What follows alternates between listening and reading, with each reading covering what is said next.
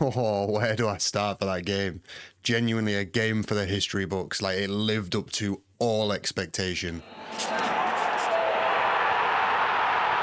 Right, there's so many things to talk about in that game. Like, I know I said I'd probably not get a video out till like later in the week, and it was all gonna have to come in kind of one video with the Leeds one and the whatever else, but there's just too much to talk about, so I've just kind of had to try and fit one in between work shifts. I'm probably going to end up doing like an all-nighter tonight to get this finished, so please do drop a like and subscribe to show a bit of appreciation for my sleepless grind. But yeah, there's a few things to talk about. There's contentious decisions, the overall performance, Isak again, unfortunately, and then Liverpool fans in the homestand, of which I've got footage of the main one that people have been taking pictures of.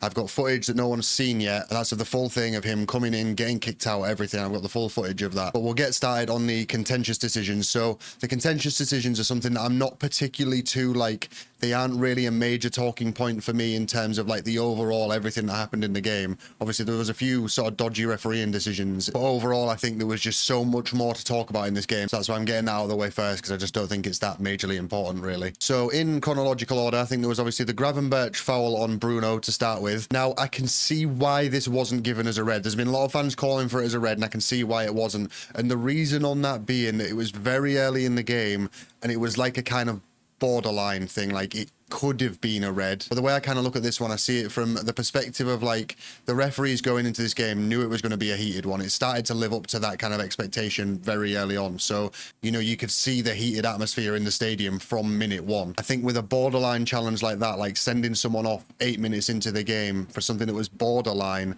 I think would have just set, I think, like a dangerous precedent for the game, where I think by the end of the game you'd have ended up in a five-a-side game. That many players would have been sent off. So yeah, that's why I can kind of see why that one wasn't given as a red. And then when I look at Gordon's, like, there's no denying for me that was a clear red. For me, where it does start to get contentious and where I kind of don't really understand is obviously what I mentioned at the start about Gravenberch's being early on, and you know, it could have been a red, but they've obviously tried to control the game. Obviously from a refereeing standpoint, I can see why they've sort of been pragmatic, but then when Kanate pushes Harvey Barnes over when he's through on goal and already on a yellow card, I can't see how that then isn't given as a red card, because they've already, like, Liverpool have already kind of got away with one, somewhat fairly, I think, as I've said, but they've got away with one there. How then it's also not even given as a foul on Harvey Barnes, and they're sort of saying it was like shoulder on shoulder. I think someone told me that the commentary said, obviously I was at the game, I didn't hear the commentary, but someone told me that the commentary, they were like, oh, that's not a red, it's shoulder on shoulder. I'm like, shoulder on shoulder with his hands?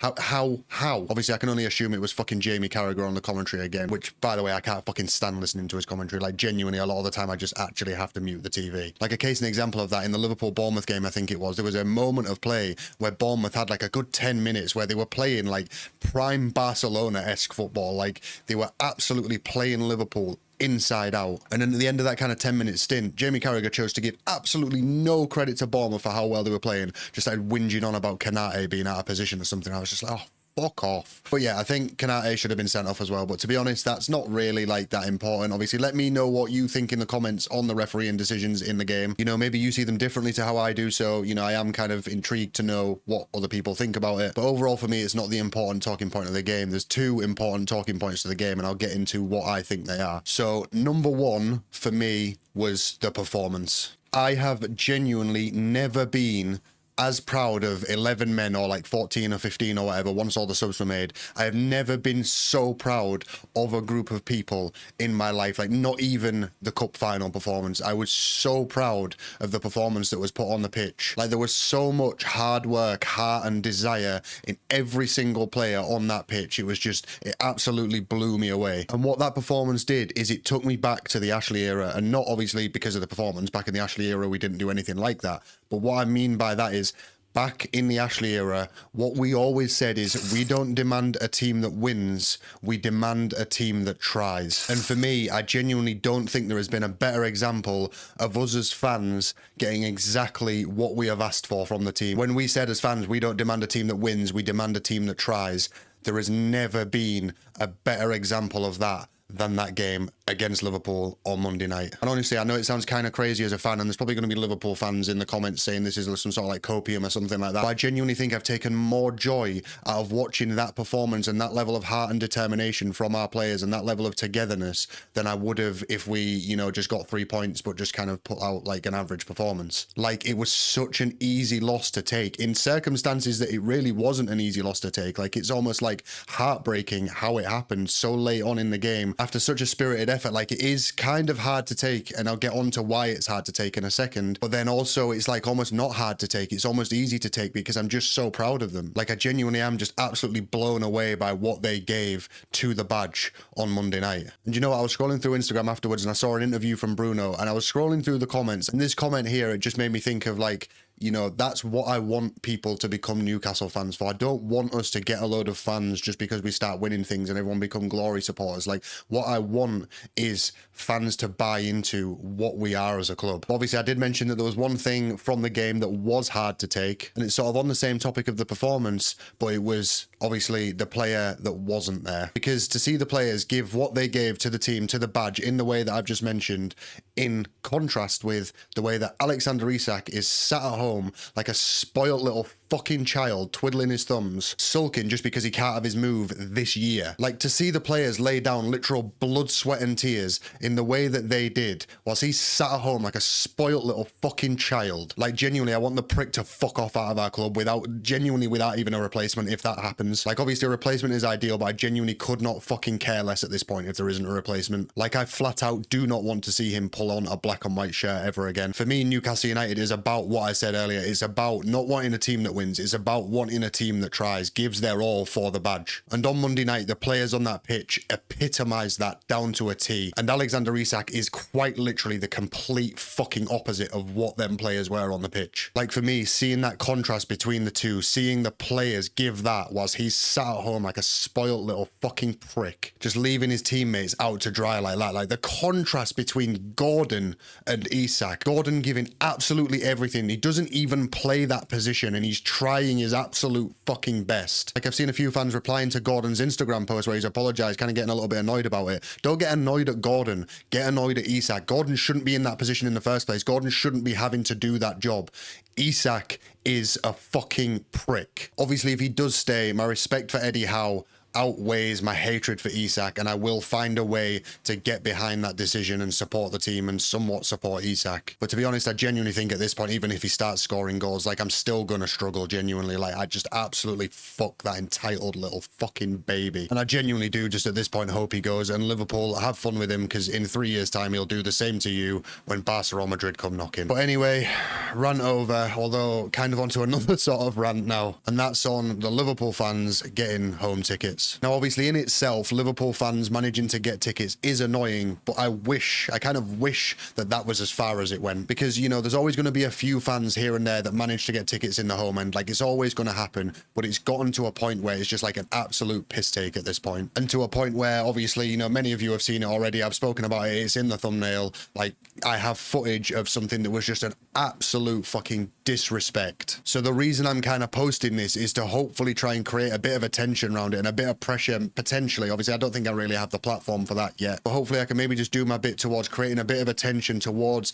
how much of a piss take this actually is at this point. So quickly, here is the footage of someone coming into St. James's Park on a game like this, walking up into the stands in a Liverpool shirt, and then obviously getting kicked out of the stadium as well. And obviously, I've blurred his face on his way into the stadium, and I've blurred his body on the way out, because obviously he's had to take his top off, and also because he's a kid, so I just feel like it's better to blur his face. If you want a kid, I'd show it to everyone, but because he's a kid, I feel like it's, you know, I feel like the respectful thing to do here, even though he's shown us no fucking respect whatsoever, but I still feel like the right thing to do is to blur his face and body and whatever. So just watch this.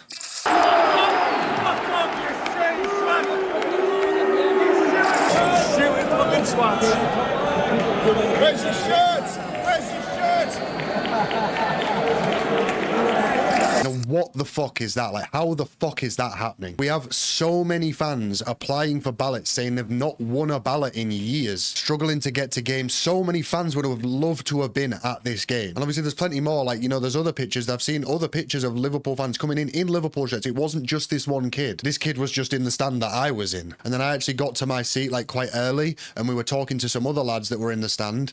They were also Liverpool fans. I think they were German. Like, and to be honest, these ones are actually quite sound. And them buying the tickets, like, they aren't the problem. They just want to see, like, I think they were German, and I don't know if they were mega Liverpool fans. They were just really wanted to see Wirtz play. But the fans managing to get these tickets, they aren't the problem. It's the fact that they're able to get these tickets is the problem, because apparently they managed to get the tickets through some kind of like travel site as like some sort of package deal where travel and hotel were included. Now, I don't really know actually who is to blame here, so I'm not gonna, you know, pin blame on anyone, but all I do know is that the club need to be doing something about this, because it has gotten to the point where there is so much of a piss take that fans are literally turning up in Liverpool shirts, in opposition's team shirts, whilst there's fans at home absolutely desperate to go to a game like that and can't get to the game. And obviously I'm sure there'll be some Liverpool fans in the comments that are, you know, absolutely overjoyed by this, and you know that we're getting pissed off about it. You know, they'll probably think that kid's a legend or something like that, but like realistically they shouldn't really be thinking like that, because glorifying that kind of behavior is just bad for football as a whole. Like, it's such a blatant display of disrespect, and then obviously if you glorify that kind of behavior,